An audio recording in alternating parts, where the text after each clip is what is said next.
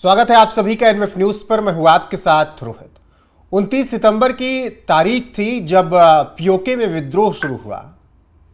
वैसे तो बहुत लंबे वक्त से पाकिस्तानी आर्मी के जुल्म से पीओके के लोग परेशान हैं और वो पाकिस्तान के साथ रहना नहीं चाहते, लेकिन जो 29 सितंबर से बवाल शुरू हुआ उसके बाद सवाल ये है कि क्या भारत को फाइनल प्रहार कर ही देना चाहिए क्या। मेरे साथ इस वक्त पूर्व रॉ अधिकारी एनके सूद जी हैं, उनसे ही समझने की कोशिश करेंगे पीओके के इस पूरे मसले को और भारत के स्टैंड को। बहुत बहुत स्वागत है सर आपका एनएफ न्यूज पर। बहुत बहुत शुक्रिया आपका। सर सबसे पहले तो ये समझाइए कि पीओके में इस विद्रोह का असली कारण क्या है? जो दिख रहा है वही है, उसके पीछे कुछ है?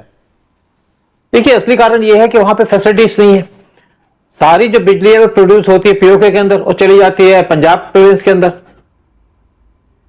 और एक यहाँ पे चाइनीज जो आ गए हैं, चाइनीज यहाँ पे जो डैम बना रहे हैं, जो डैम बनाते हैं वो ब्लास्ट करके बनाते हैं, जिससे वहां पे पूरी धरती हिल जाती है। उससे भी लोग परेशान है। इनको वीट सस्ती नहीं मिलती। देखा जाए तो पूरे पाकिस्तान में इस टाइम पे आपको पता है वीट और बाकी चीजों की शॉर्टेज है। और पाकिस्तान या पीओके के अंदर बहुत ज्यादा प्रॉब्लम है। वहां पे कोई एम्प्लॉयमेंट का चांस नहीं है, नौकरियां नहीं किसी को मिलती, और कोई डिमांड करता है तो वो भी कुछ नहीं मिलता। और पाकिस्तान उनको अपना समझता ही नहीं है, सिर्फ एक्सप्लॉइट करता है। ये लोग पहचान चुके हैं, इसलिए वहां पे प्रोटेस्ट चल रहे थे। वो कहते हैं जब आप बिजली हमारे यहाँ प्रोड्यूस होती है, सस्ती आप देते हैं पंजाब को, हमें क्यों नहीं सस्ती देते? हमें तो और ज्यादा सस्ती मिलनी चाहिए। तो बहुत सी चीजों पर प्रोटेस्ट चल रहे थे, बेसिक फैसिलिटीज पे प्रोटेस्ट चल रहे थे। और यहाँ पे जो पाकिस्तान की आर्मी है वो इनकी जमीन पे कब्जा कर लेती है बगैर पूछे, उससे लोग परेशान है। तो यहाँ पे जो प्रोटेस्ट चल रहे थे वो एक्चुअली एक और रीजन है उसका, कि वो देखते हैं कश्मीर में कैसे प्रोग्रेस चल रही है। स्पेशली जब अगस्त में हमने आर्टिकल 370 हटाया था कश्मीर पे, और जितना पैसा हम कश्मीर में खर्च करते हैं उतना तो हार्डली पाकिस्तान का पूरा बजट है। तो पीओके को क्या मिलता है? तो वो भी कंपैरिजन करते हैं कि दोनों जगह के क्या डिफरेंसेस हैं। और आप देखिए कश्मीर के अंदर तो इस टाइम पे ट्रेन भी चलेगी, डैम बन रहे हैं, प्रोग्रेस हो रही है, लोगों को फैसिलिटी मिल रही है, और उसको देख के परेशान है। अब यहाँ पे जो पाकिस्तान कोशिश कर रहा था कश्मीर के अंदर मिलिटेंसी की, वो भी एक तरीके से फेल हो चुकी है। और पीओके के अंदर के अंदर तो टेररिस्टों के कैंप्स थे, उससे भी परेशान थे, क्योंकि ये लोग जो टेररिस्ट थे वहां पे कुछ बहुत ज्यादा वॉल करते थे पाकिस्तान के ऑक्युपिएड कश्मीर के अंदर। अब पाकिस्तान ने उन कैंप्स को ट्रांसफर कर दिया है खैबर पख्तूनख्वा के अंदर, क्योंकि उनको इंडिया से डर लगता है। तो वो ये हमारे से उम्मीद लगा रहे हैं कि इंडिया यहाँ पे इंटरवीन करे और हमें रिमिलेट करा दे। लेकिन इंडिया मिलिट्रीली यहाँ पे इंटरवीन नहीं करना चाहता या करेगा नहीं, क्योंकि सिचुएशन हमारे कंड्यूसिव नहीं है इस टाइम पे। तो लेकिन एक बता दूं बात, अभी कितना इंतजार करना होगा फिर हमें? कौन सी सिचुएशन का इंतजार कर रहे हैं हम लोग? देखिए, जो सिचुएशन बन रही थी बड़ी कंड्यूसिव बन रही थी। देखिए, जब बांग्लादेश के अंदर यहाँ पे प्रॉब्लम हुई थी, जब वहां पे बवाल होना शुरू हुआ था, तो पाकिस्तान की आर्मी उनको मारती रही, और अल्टीमेटली उन्होंने इंडिया से मदद मांगी, यानी कि पीओके के लोग इंडिया के या बांग्लादेश के अंदर जो लोग थे इंडिया के अंदर आने शुरू हो गए एक पाकिस्तान से। तो इंडिया को मौका भी मिल गया, हमने मुक्ति वाहिनी खड़ी कर दी। यहां से जो इस टाइम पे सिचुएशन बन रही थी, जिस तरीके से आर्मी को मारा जा रहा था, देखिए यहाँ पे 7 दिन तक एक तरीके से पूरा हड़कंप मचा रहा। और शुरू में तो पाकिस्तान की आर्मी ने पीओके के लोगों को मारा, 10 लोग मारे गए यहाँ पे, बहुत से इंजर्ड हुए। तो ये लोगों ने बवाल करना शुरू कर दिया, इन्होंने इनसे रिटेलिएट करना शुरू कर दिया, और पाकिस्तान की आर्मी के लोगों के कपड़े उतार करके उन्होंने टांगने शुरू कर दिए, बेचने शुरू कर दिए। लेकिन पाकिस्तान के साथ प्रॉब्लम यह थी कि पाकिस्तान इस टाइम पे चारों तरफ से घिरा हुआ है। आपने देखा कैसे ऑपरेशन सिंदूर के अंदर पाकिस्तान की हार हुई, पाकिस्तान की आर्मी डिमोरलाइज है। दूसरी तरफ खैबर पख्तूनख्वा के अंदर टीटीपी रेगुलरली पाकिस्तान की आर्मी के ऊपर अटैक कर रही है, तो इनकी आर्मी वहां पे भी पूरी तरीके से इन्वॉल्व है। तीसरी तरफ बात करिए बलूचिस्तान के अंदर, मैंने सुना कि बलूचिस्तान के अंदर फिर एक ट्रेन को अगवा कर लिया गया, तो वहां पे पाकिस्तान की आर्मी फैली हुई है। चौथी, सिंध के अंदर भी सिचुएशन कंडीसिव नहीं है, वहां पे भी डिस्टर्बेंस चल रही है, वहां के भी लोग इंडिपेंडेंस मांग रहे हैं। पांचवा है कि पाकिस्तान के जितने मिलिटेंट है उनको भी पाकिस्तान की आर्मी को सिक्योरिटी प्रोवाइड करनी पड़ रही है, क्योंकि वहां पे ऑपरेशन चल रहा था कि कोई आएगा उनको मार जाएगा, तो गवर्नमेंट का ऑपरेशन चल रहा था, तो इससे पाकिस्तान घिरा हुआ है। तो पाकिस्तान ने किसी न किसी तरीके से इनसे समझौता कर लिया, टेम्परेरी समझौता है, ये कोई परमानेंट समझौता नहीं है, क्योंकि पाकिस्तान कभी भी मुकर जाता है, और पाकिस्तान अब भी मुकरेगा, क्योंकि ना तो पाकिस्तान कुछ करता है, ना कर पाएगा, ना पाकिस्तान करना चाहता है। बिल्कुल सर, मेरे 2 सवाल होते हैं यहाँ पर। एक तो अभी जब असीम मुनीर गया अमेरिका, ट्रंप को वो खनिज वाला भंडारण का पूरा मैप दिखा रहा था, तो कहा गया कि बेच दिया इसने सब कुछ। दूसरा, पीओके में चाइना का इन्वॉल्वमेंट बहुत ज़्यादा बढ़ा ही है पिछले सालों में। तो जिसको लगता है पाकिस्तान की कि जो ज़मीन उसके हाथ से जाने वाली उसको पहले ही बेच लो या किसी का पैसा लगा लो ताकि अपनी जिम्मेदारी खत्म हो जाए, वो खुद ही लड़े आपके लिए सामने वाला। देखिए पहले क्या था कि पहले पाकिस्तान बैठा था अमेरिका की गोद में, हम्म। जब उसके बाद पाकिस्तान बैठ गया चीन की गोद में और चीन ने यहाँ पे $66 बिलियन खर्च कर दिए। फिर अब पाकिस्तान दूसरी बार अमेरिका की गोद में जा रहा है क्योंकि उसको लगता है वहां से चीन ने इनको और पैसे देना बंद कर दिया। तो अब यहाँ पे एक डिस्प्यूट चल रहा है, एक वार चल रहा है, यानी कि पाकिस्तान के अंदर एक तरफ चाइना एक तरफ यूएस। अब इन्होंने एक पोर्ट भी दे दिया अपना अमेरिका को और साथ में 1,000 एकड़ की जमीन दे रहे हैं टर्की को कि आप यहां पे बिजनेस एस्टेब्लिश करो। तो पाकिस्तान बेच रहा है। देखिए अब जब चाइना ने इनसे पैसे लेने थे, पैसे नहीं दे पा रहे थे, दो अपने जो छोटे छोटे पोर्ट थे आपके कराची के पास, वो दे दिए थे चाइना को। तो ये अपनी जमीन भी बेच रहा है, लोगों को भी। पाकिस्तान हर एक चीज बेच सकता है, अपना ईमान बेच दिया तो उस बाकी क्या चीज छूटी छूटी हुई है। तो पाकिस्तान किसी भी तरीके से, और देखिए एक बार 2024 में पहले भी एक यहाँ पे डेमोन्स्ट्रेशन हुई थी, बड़ी भारी डेमोन्स्ट्रेशन हुई थी, तब पाकिस्तान ने एग्रीमेंट साइन किया था इन्हीं लोगों के साथ, लेकिन कोई भी उन्होंने उसकी शर्त को पूरा नहीं किया। ना बिजली सस्ती दी, ना इनको पानी दिया, ना इनको बाकी जमीन दी। फिर यहां से आर्मी तब तक भी पाकिस्तान के पीओके के अंदर कंट्रोल करती थी, यानी कि पाकिस्तान ने इनकी जमीन पे कंट्रोल करके रखा। अब भी ये जो एग्रीमेंट साइन किया एक पाकिस्तान को टेम्परेरी रिलीफ देगा, उसके बाद वही सिचुएशन दोबारा से वापस आ जाएगी। और देखिए इंडिया वो वेट कर रहा है, इंडिया ने पहले अभी इस टाइम पे तैयारी कर रखी थी। इंडिया ये सोच रहा है कि पाकिस्तान के अंदर जो लोग पीओके के अंदर परेशान है वो कब भड़केंगे और कब वहां पे रिएक्शन होगा और कब वो इंडिया की तरफ भागेंगे।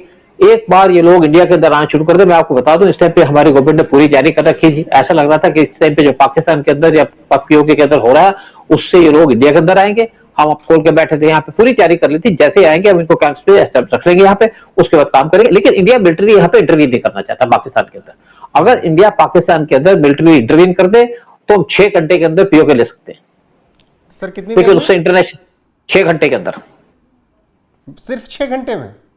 बिल्कुल 6 घंटे के अंदर। आप 4 घंटे के अंदर देखो ना, पाकिस्तान की 2 एयरबेसेस को डिस्ट्रॉय कर दिया था। देखिए 80,000 स्क्वायर किलोमीटर से ज्यादा एरिया है पीओके और गिलगित पाकिस्तान का, और यहाँ पे लोग इस टाइम पे तैयार बैठे हैं कि इंडिया इंटरवीन करे। शायद वो हमसे ज्यादा उम्मीद कर रहे हैं कि जैसे हमने बांग्लादेश के अंदर किया था, लेकिन बांग्लादेश के अंदर हमने बहुत देर के बाद किया था, जब वहां के लोग आ गए, तंग हो गए, इंटरनेशनल सपोर्ट नहीं मिली। और पहले ये भी उम्मीद चलाई जा रही थी अगर ट्रंप का एटीट्यूड पॉजिटिव होता तो शायद आज तक हम पीओके ले चुके होते, लेकिन ट्रंप ने जिस तरीके से इंडिया पे अटैक करना शुरू कर दिया, तो इंडिया इस टाइम पे सबर के काम कर रहा है, फूक फूक के कदम रख रहा है। आप देखिए जिस तरीके से इस टाइम पे बलूचिस्तान के अंदर सिचुएशन खराब चल रही है, पाकिस्तान कंट्रोल नहीं कर पा रहा और पाकिस्तान की आर्मी टोटली डिमोरलाइज है। हाँ, उनके आसिफ नजर जरूर जाके अमेरिका गोदी में बैठ गए, उनको कभी मिनरल्स बेचते हैं, कभी जमीन बेचते हैं, इससे पाकिस्तान बचेगा नहीं। क्योंकि दूसरी तरफ चाइना, जी जी सर, चाइना ने एक रेलवे लाइन बनानी थी $8 बिलियन की, वो चाइना ने कह दिया हम नहीं बनाएंगे। तो इनको एडीबी से $2 बिलियन तो मिल गए, लेकिन उससे वो रेलवे लाइन तो बनेगी नहीं। फिर ये अपना मिनरल बेचना चाहते हैं यूएस को। लेकिन मुझे लगता है कि ट्रंप भी इस टाइम पे फंस चुके हैं अपनी कंट्री के अंदर। ट्रंप जो गलतियां कर रहे हैं उससे ट्रंप की अपनी कुर्सी खतरे में पड़ चुकी है। बिल्कुल सर। अमेरिका में तो शटडाउन है, पिछले 1 हफ्ते से बाजार बंद है, ऑफिस लोग नहीं जा रहे हैं, हालत खराब है वहां पे। नासा बंद हो गया भाई, बाकी तो छोड़िए, नासा बंद हो गया, नासा काम नहीं कर पा रहा, तो अमेरिका का सिस्टम खराब हो गया। वहां पे 25% लोग हैं जो इस टाइम पे ट्रंप को सपोर्ट कर रहे हैं। जब पावर में आए तो उस टाइम पे 50% लोग इनको सपोर्ट करते थे। अब इन्होंने जैसे HP1 वीजा इशू किया, मना कर दिया कि हम नहीं देंगे, उससे क्या हुआ कि पाकिस्तान की जो मेन चीजें चल रही हैं वो तो इंडियंस के बेसिस पे चल रही हैं या चाइनीज के बेसिस पे। उनके अपने लोग इतने पढ़े लिखे नहीं है, उनके लोग चीजों को कंट्रोल नहीं कर सकते। लेकिन हमारे साथ एक इशू भी था ब्रेन ड्रेन का, वो इशू रिवर्स हो रहा है। फिर इनके लिए लोगों ने रास्ता खोल दिया, कनाडा भी रास्ता खोल रहा है, आप जर्मनी भी कह रहा है कि हम लोग इन लोगों को ले लेंगे जो भी इंडिया के अंदर पढ़े लिखे। हमारे कंट्री के अंदर पढ़ाई बहुत ज्यादा है, पाकिस्तान यूएस के अंदर ऐसी पढ़ाई नहीं है।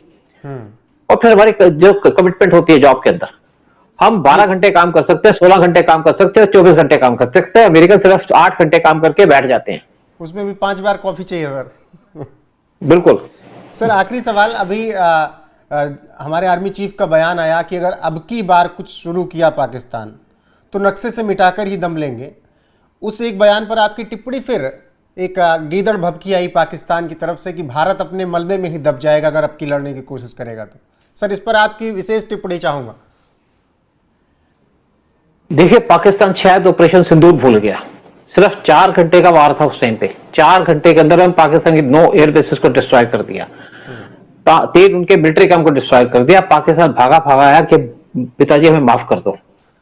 हमने पाकिस्तान को क्रिकेट में तो हराया, वुमेन के क्रिकेट में हराया, साथ में ऑपरेशन सिंदूर के अंदर जो पाकिस्तान का हमने हाल किया, लेकिन पाकिस्तान गीदड़ भक्की तो देता ही रहेगा, वो उसकी पुरानी आदत है।